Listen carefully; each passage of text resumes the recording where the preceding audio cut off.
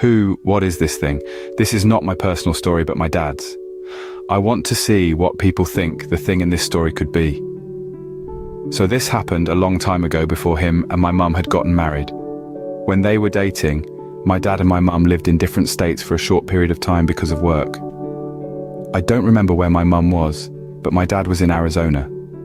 So when my mum visited my dad, he would have to drive a relatively far distance to get to the airport to pick her up or drop her off.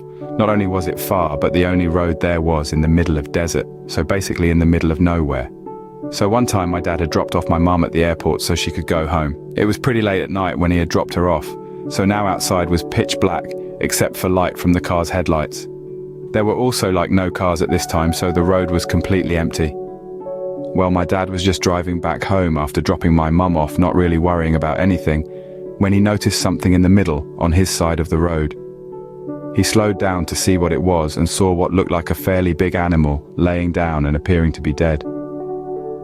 My dad told me he was fairly certain it was a deer, but he was looking at the animal from inside his car. All of a sudden, the animal's head sat up straight and looked at him and just stared. He said he saw the skin of the animal move and that he saw a figure of what looked like a person inside of it.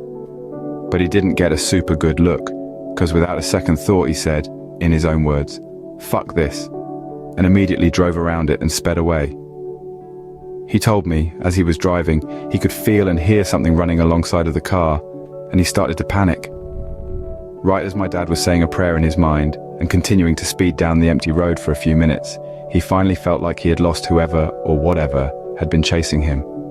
My dad said he doesn't believe it was something supernatural, but that he just felt an immense amount of fear in that moment and that he was in some sort of danger. He also refused to drive on that road if it was dark ever again, because of that instance.